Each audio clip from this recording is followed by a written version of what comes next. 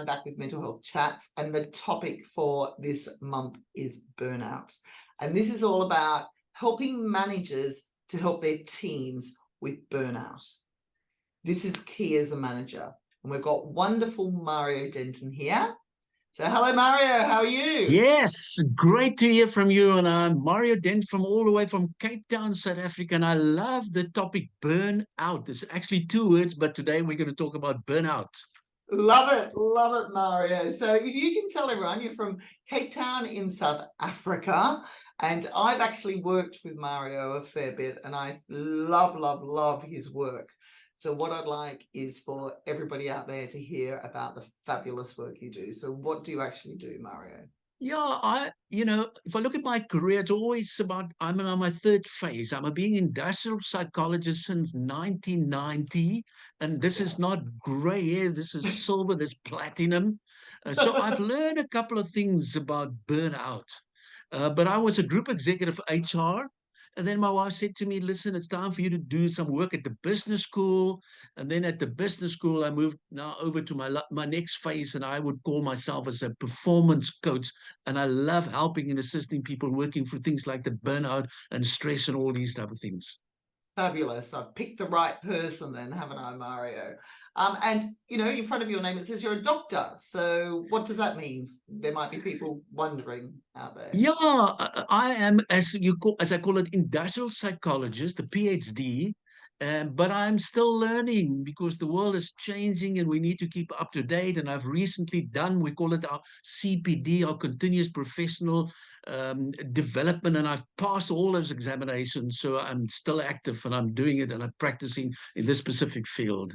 Love it. Absolutely love it. So we're here to help managers, and we're here to help managers really understand burnout, especially noticing burnout for their teams, because the latest statistics I've heard is that in the workplace, more than 53% of workers actually experience burnout.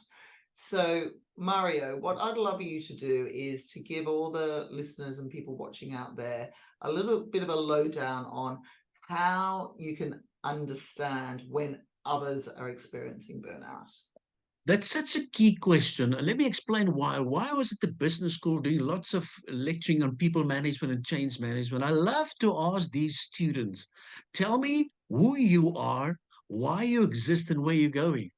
And then some of these guys start looking up and I say, well, the answer is not there. The answer is inside. Because you've just done a strategic planning session. You know, if you look at your organization, you know who you are, you know where you're going. But if I ask you the personal side of it, you struggle with this. Where is this coming from? And then I said, but do you really understand your purpose in life? Do you understand your calling in your life? Why are you on earth? And why are we struggling with these type of things? So I'm always saying is, I know there's a huge demand in our workplaces, but let's start with that basic understanding. Just who am I? Why do I exist? And where do I see myself in, say, 2, 3 years' time? Yeah, definitely. And let's take it that one step further. If we can understand ourselves, how can managers help their teams understand burnout? Yeah. You see, you gotta look at the phases of burnout, because a lot of people think they've got burnout. In the meantime, I'm saying, no, it's just stress. Yeah. Because we work long hours and all that stuff. I think it's great. It's nothing wrong with that.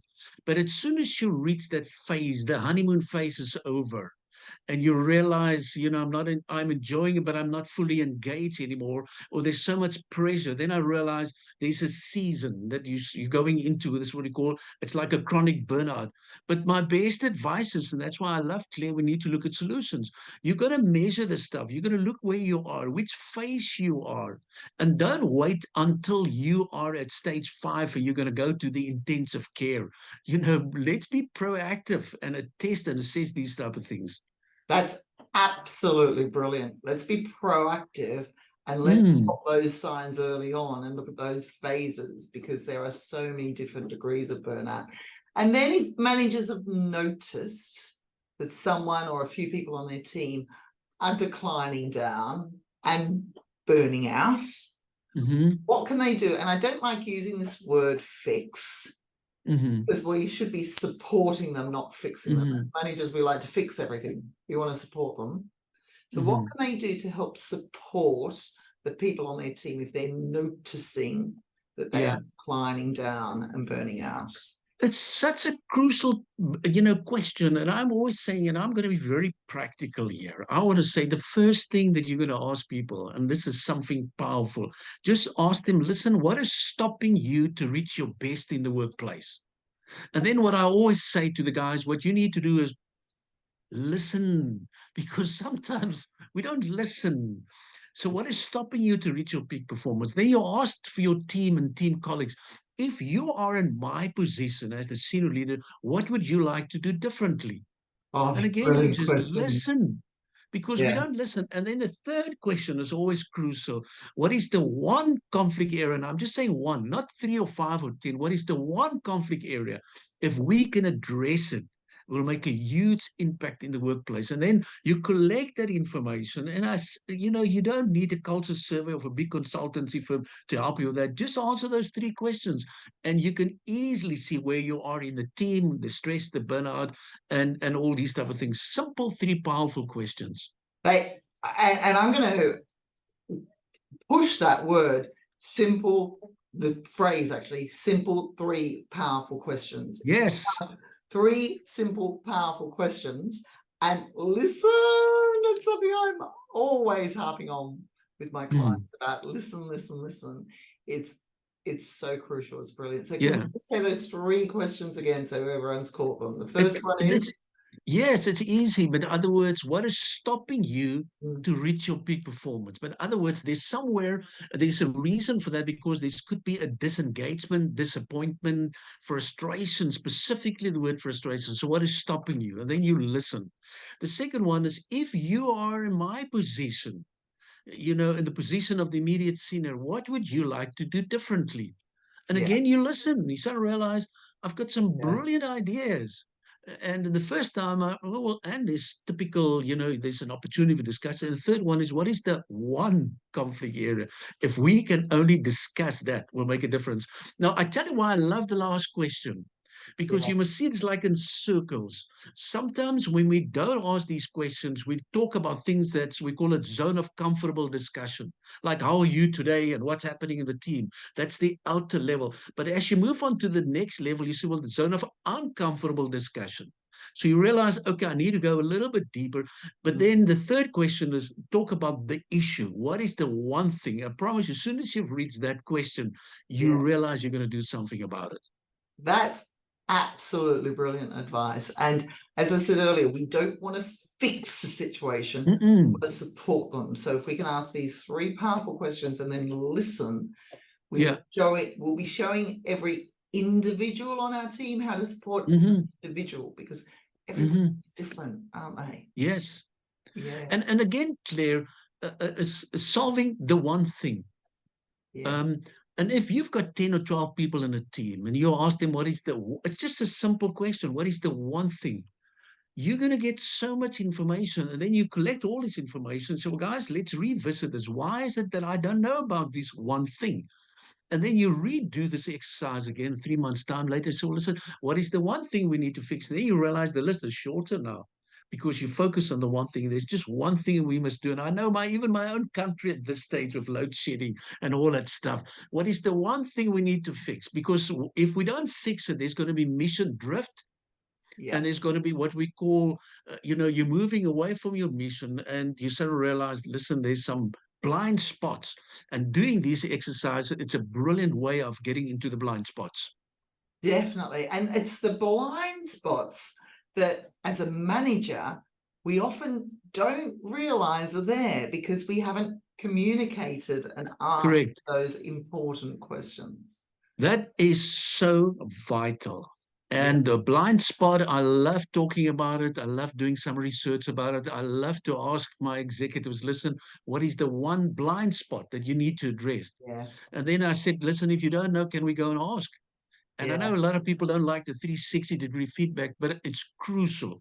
So I'm saying it doesn't matter where you are. Double check, because this is where I've done my PhD on the topic of derailment. People is going to derail, not on the strengths, but on the blind spots, Yeah. things that they realize, listen, I need some coaching, I need some help, and it's great to do that. And don't wait and wait until somebody keep on telling you, you need to fix this one.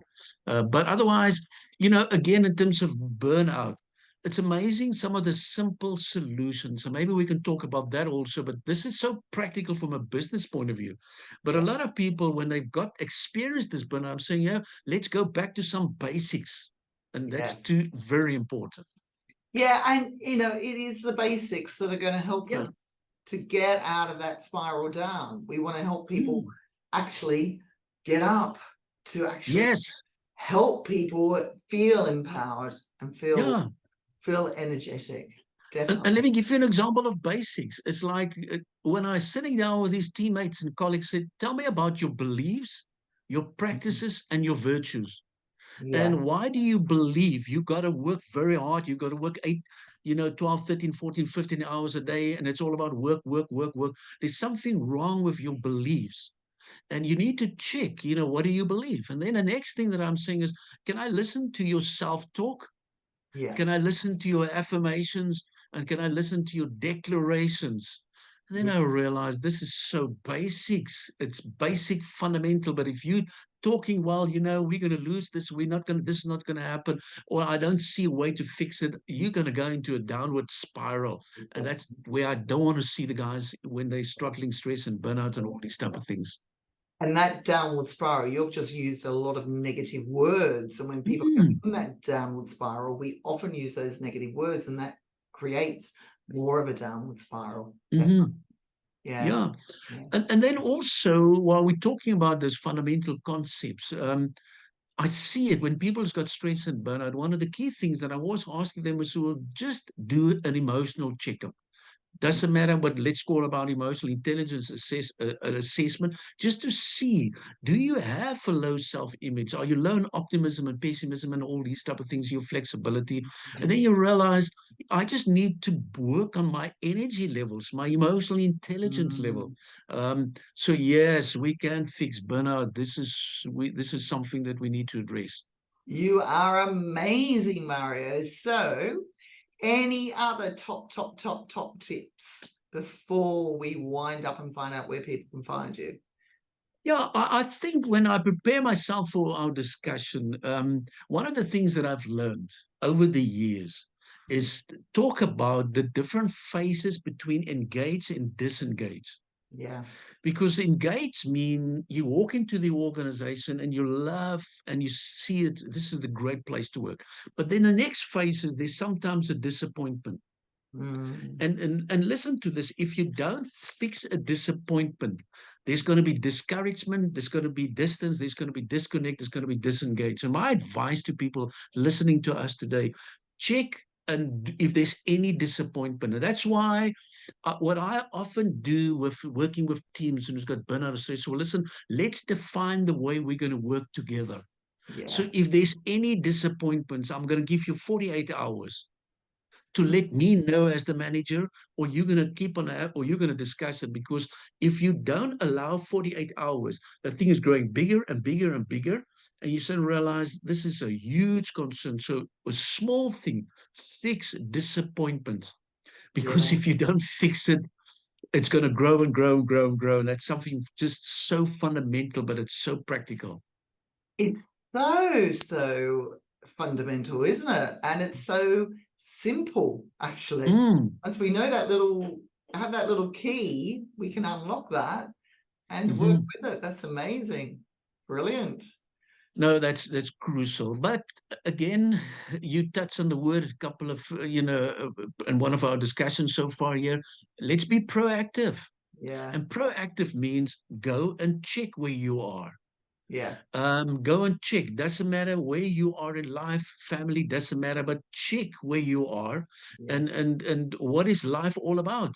Because we want to be successful. And I'm saying, but there's a phase not only to be successful, I want you to be significant. I want you to enjoy life. I Yeah. want you to have a meaningful life. Yeah.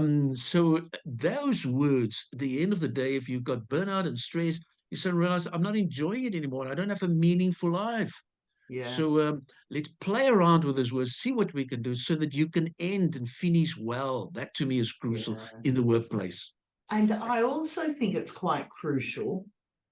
You keep using the word life. If we're happy in our home life, we're happy in our work life. And if we're happy in our work life, we're happy in our home life. Even though people like to keep them separate, they do actually come together for our self-worth and our happiness and our confidence. Absolutely right. Well, then I'm going to bring in a story. I'm going to be vulnerable here.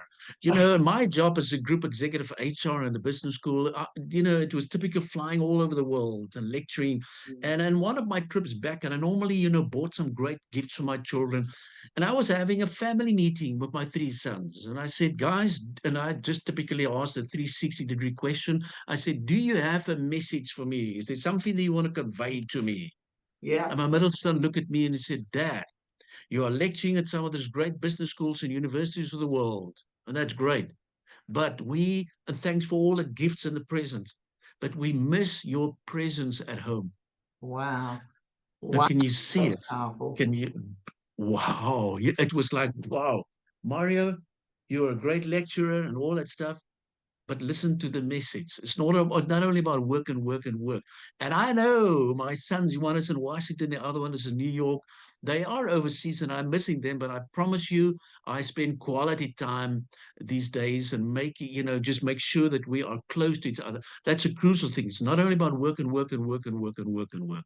Yeah, that is so powerful. That's such a powerful message.